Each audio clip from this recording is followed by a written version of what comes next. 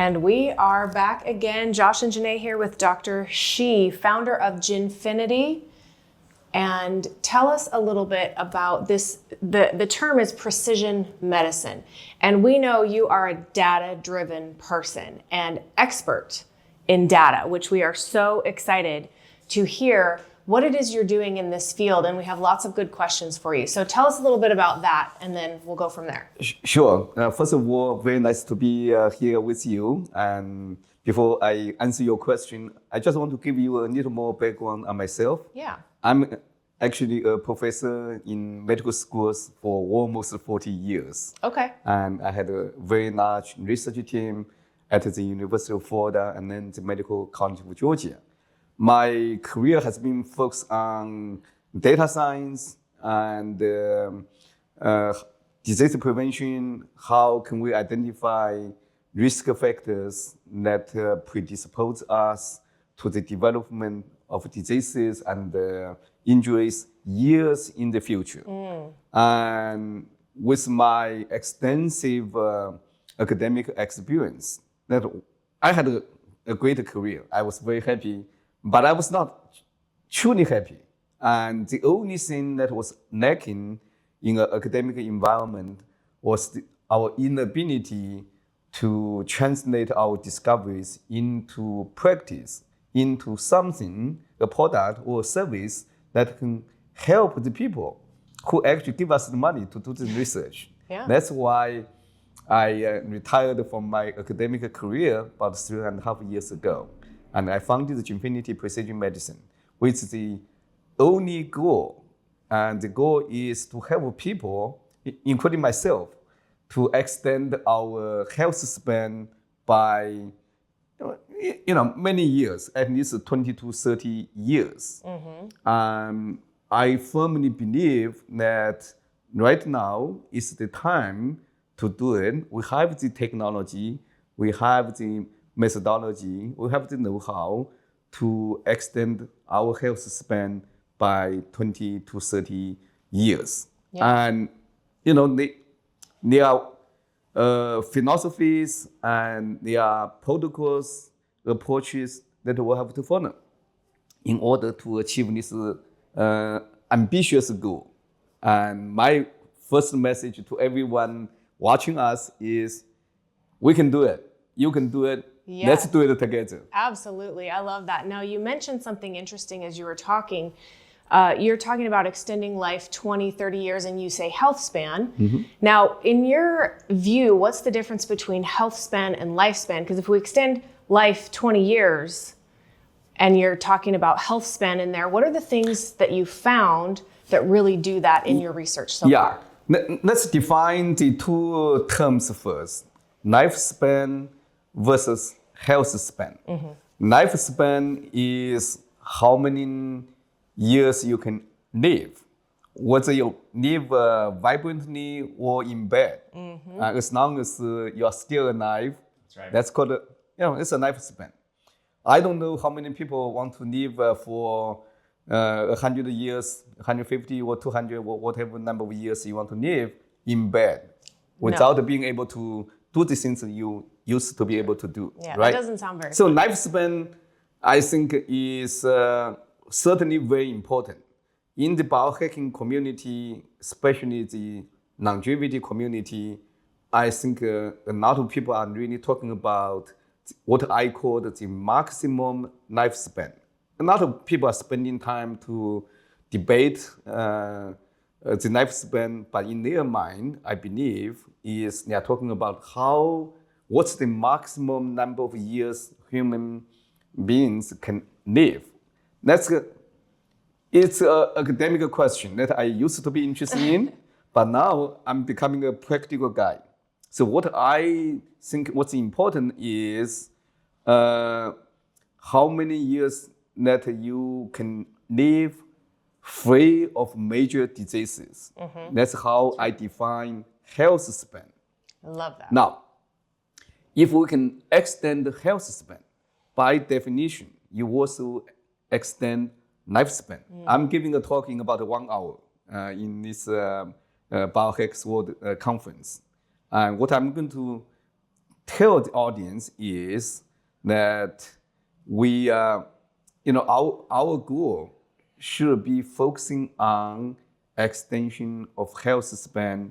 If you can extend the health span, you are going to extend your lifespan. That should be the message to the general public.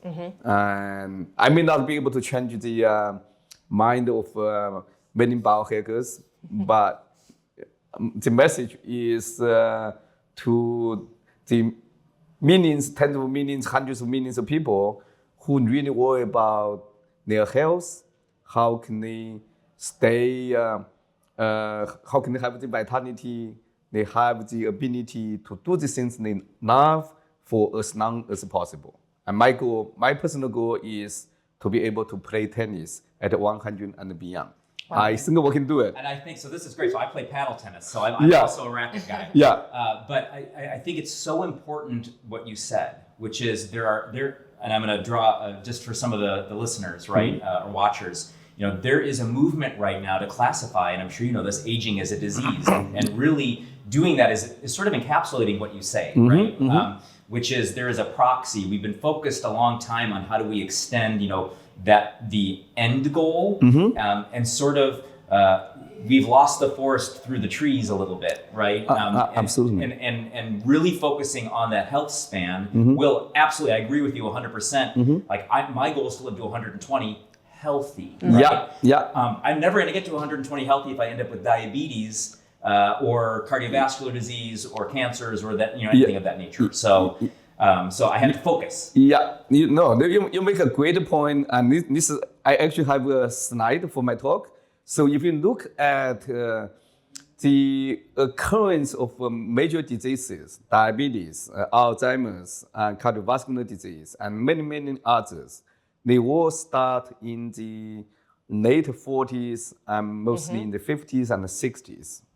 Now, we should be able to delay or totally prevent the occurrence of all these diseases if we take appropriate actions early on. So I have a philosophy, and that's called TAO, T-A-O. And T is test, A is act, O is optimize. I love that. Now, this is we can probably dive a little more into it. And this is the procedure or the protocol that we can follow, that we must follow to achieve our dreams, basically. Now, in addition to these three important steps, I have 8 principles or pillars of the Tao. And these are 8 words. Let's start with the P. Okay. The first one is proactive. We were talking about this on the hallway. We want to take actions as soon as possible. It's never too early or never too late to take actions. But the earlier, the better. Yeah, and this it's never too early. Yeah. My 7-year-old, even my 4-year-old daughters. Oh, little kids. They're little kids. They are already taking actions. Some people may argue, well, that's too early. No, it's never too early. And this proactive approach, I would just want to go back to something you said earlier, because you're saying we start to see the symptoms of these diseases in 40s, 50s, and 60s, but that's not when they're starting. They're starting 20s, 30s, and so this absolutely. proactive, With many issues, it actually starts from birth or even prenatally. I can give you some examples. Vitamin D. This is an example that I talk about all the time because people understand what's a vitamin D. I think most people do, because when you are an infant, you were fed with vitamin D drops, whether you do breastfeeding or not. Almost every single, maybe not every single, over 90%, 95% of infants were given vitamin D, at least in the industrialized countries. Now, what I find really amazing and sad as well is after usually 2 or 3 years, we stop giving vitamin D to toddlers, to children. 70 to 90% of Americans, adults, are still deficient in vitamin D. Yeah. This is something that's so important, so easy to do, so cheap to change. Everyone should be able to afford it, but so many people. But not everyone does if they are not educated on it, right? And most people are not. Yeah. At least over 70% of Americans are still deficient in vitamin D. We conduct wellness longevity testing, and vitamin D deficiency is an extremely common one that we see. Now, not just for the average person. I test many very affluent people, millionaires, billionaires. They are deficient in vitamin D. What's going on? Why they? It does not cost much money at all. It's all about education. I'm a professor. I was a professor. I'm still a professor. My mission is really about educating the public. I was spending a lot of time actually to educate doctors. I used to make doctors in medical schools, but now I'm outside of the academia, but I actually continue the mission. We need to bring the common sense, the science, the knowledge, and really everyone should be talking about it. Everyone should be bringing the information to as many people as possible. I really appreciate the job that you guys have been doing to disseminate the information. It's a very important part of what we have to do collectively as a community. Yes. Yeah. Well, knowledge is power, right? So I coach a lot of folks on longevity protocols and setting up their plans. Yeah. Right. And there is a large portion of that's education to get them to feel like they're the CEO of their own body. Yeah. Right. They have more power running their business than they do running what's happening internally, and they will test their sales process and their marketing and their all of that, and they will fix it, but they rarely do that with themselves. Yeah, that you make a very good point. So I work with a lot of CEOs or these people in the C-suite, and I was very saddened a few days ago, I think only 3 days ago, by the death of the Samsung CEO. I don't know what you heard of the news. He's only 65 years old. I don't know, what was the cause, but for the CEO of a big company like Samsung to die at the age of 65, that's way too young. I mean, it's crazy.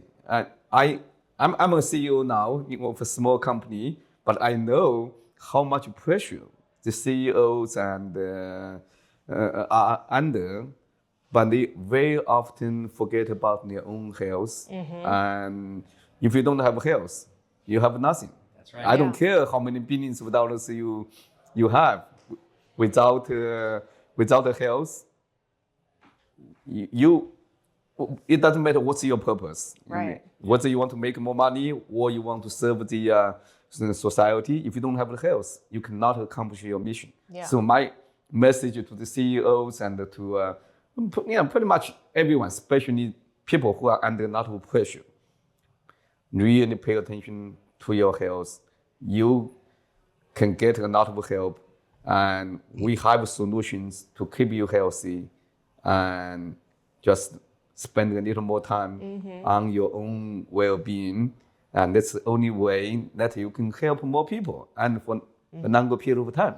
So, Dr. She, how do you use your testing and precision medicine to customize recommendations for people when they have that revelation? Right? Yeah. So after they make the choice, how do you help them on that path? Yeah. So we all have some what I call sub-health issues, suboptimal health, sub-health issues.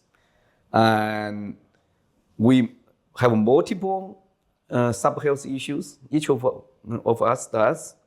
But also each of us has a different subset of health issues. You can say that just take everything that's available on the market and use every technology that's available. But that's very hard to do. That's the Brian Johnson approach, right? Throw everything. It's the Brian Johnson approach. Yes and no. Brian Johnson actually uses data. Brian Johnson works with me and uses some of my tests and supplements. But not everyone can be the Brian Johnson. Right. Not only for the money, but also for the will and the dedication. That's right. I think that's probably more important. A lot of people have enough money to do the Brian Johnson approach, but it's very hard to follow. It's not practical. It may or may not be the best way to do things. So where I come in is to help people identify the major issues they have, so they can target the main issues. What I often tell my clients is, I want to identify. It sounds very bad. I want to warn you. I want to identify the top 3 issues that are going to kill you first. I'm not an immortalist. I believe the human species is not made to live forever. And if we do, then we become a very different species. Yeah. That's a superhuman species that we're not here to talk about. Yes. We can have another conversation about that, but that's not what we're about. So I want to identify the top 3 issues that are going to kill you first. We all are likely going to die, or definitely going to die. I want to delay that process. I want to know. We only die of one thing, even though we may have multiple risk factors that can kill us, but we die of one thing only. I want to take that one thing away from you first. Then I'm going to take the second problem that's going to kill you, and then I'll take the third one away. I said that I can help you to extend your health span and lifespan by 20 to 30 years. That's how I do it. And that's significant, by the way, right? Because most people that I know, when they hit that 55, 60, there is a decline. And we know, we've seen that decline, right, in the population health data. Yeah. So saying that you can take my vitality and my energy and my sex drive and my will to live, right, from and encapsulating that, right, and pulling that forward, that's a big deal for a lot of people. Absolutely. So we basically take the major risk factors away by a very personalized and precision approach, and then we'll deal with the next set of issues. So this is how we can give you more and more healthy years. This can be done, and we have the technology, we have the methodology, and the main risk factors that we focus on are in 8 categories. And that may take a little more time to explain, but it's basically all age-related diseases have an inflammatory component. A lot of people know about it, a lot of doctors know about it and talk about it.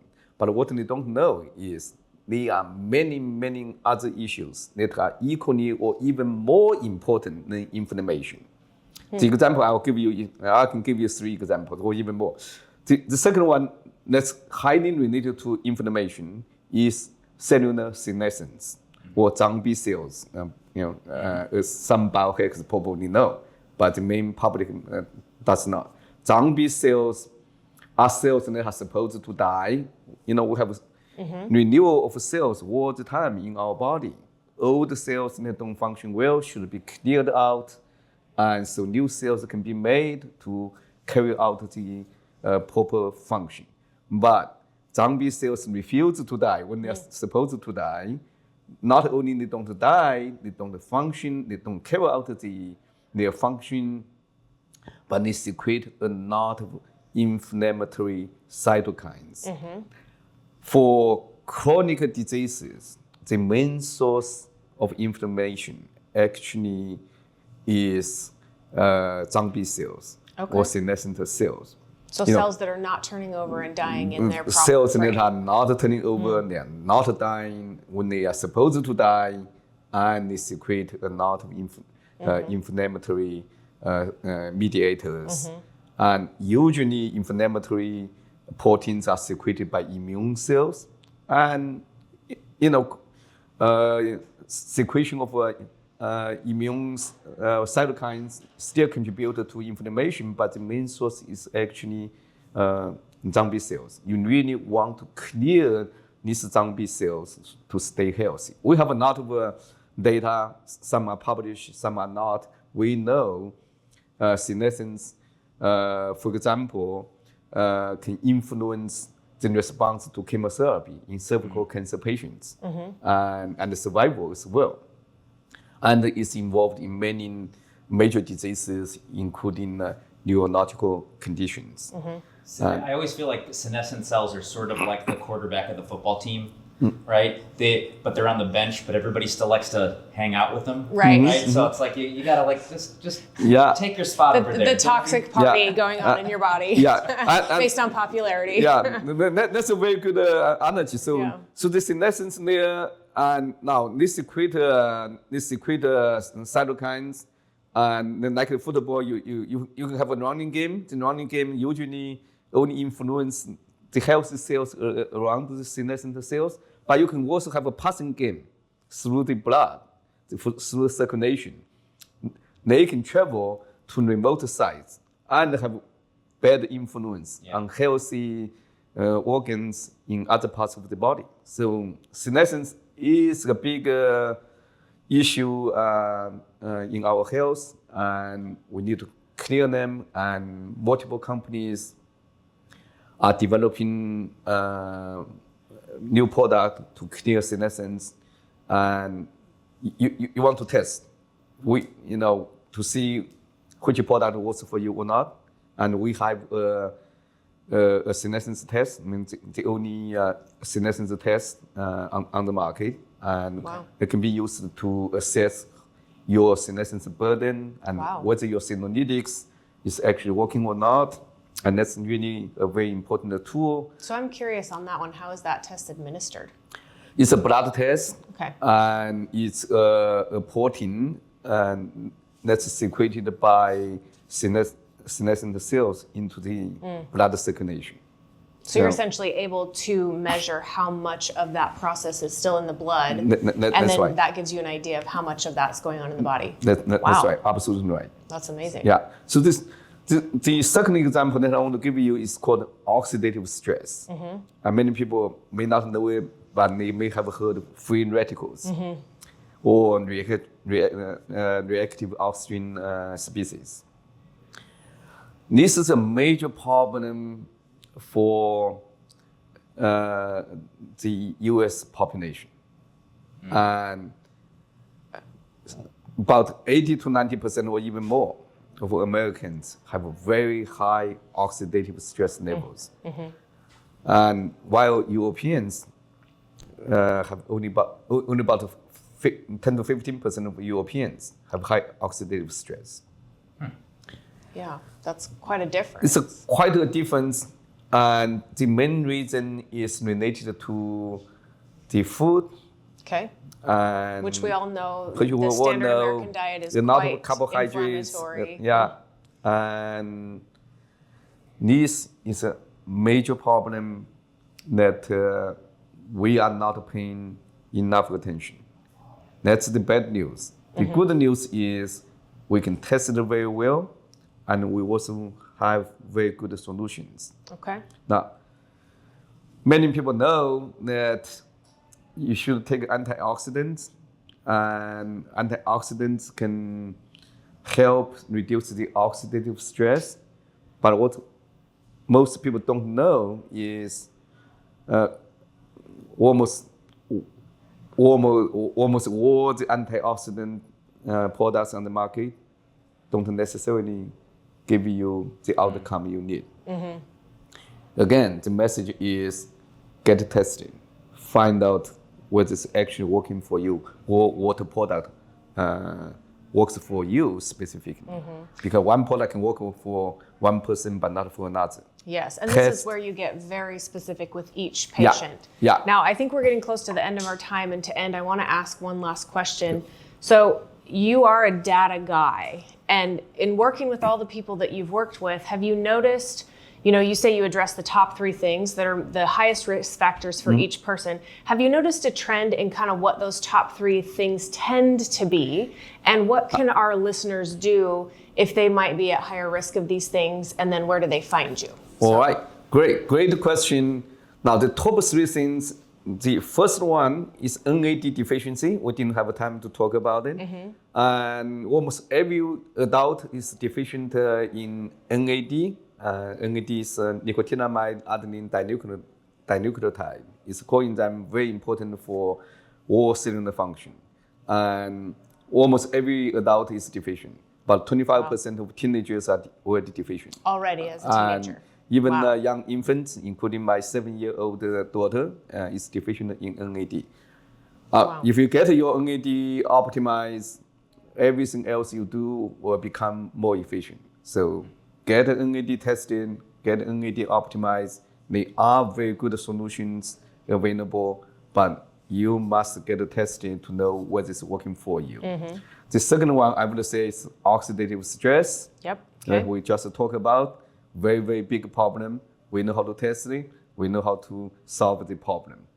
And the next one is senescence/inflammation. And these 2 are together. They are closely tied together. So if these 3 issues are involved in almost all the major diseases that we talk about every day. And there are more, but if you want to focus on the 3 root causes of disease, these are the 3. This is so great because we've had a lot of conversations over the last couple of days, and a recurring theme is root cause. Right? When we talk about living longer and extending health span, it's about getting to the root. It's about having those foundational elements, and that's part of why I love what you do. Right? Is that data-driven approach to discovering those foundational elements and shoring up the foundation is the first step. Nobody's going to build a house if the foundation is flawed, right? Yeah. And so for me personally, and all of my experience, this resonates a lot because using the data to shore up the foundation and making sure everything is at right angles and everything is plumb and everything is solid is the only way that we can begin when we start talking about eliminating our risk for disease. You have the last word. You summarized it perfectly. So yes, that was perfect. I cannot top you, so I will not try. Well, thank you so much, Dr. Shin, and just for our, sorry, Dr. She. Thank you so much, Dr. She. And where does our audience find you? Well, you can find us at jinfiniti.com. Jinfiniti.com. JINFINITI.com. Great. Well, we'd love to have you back. There's like 3 or 4 things that you mentioned that I want to go deep on. So let's have another chat. Let's talk. I can sit here and talk for days. I love it. If you are not bored. Yes. All right. Thank you so much. All right. Thank you. All right. Very nice. Very nice. Thanks for joining us on another episode of the Becoming Young podcast. Quick reminder that this is not medical advice and no doctor-patient relationship is formed. If you're facing a healthcare concern, please consult your primary healthcare provider. We can't wait to see you next time where we're going to talk about more ways to keep you looking and feeling young. Click through to watch some more videos.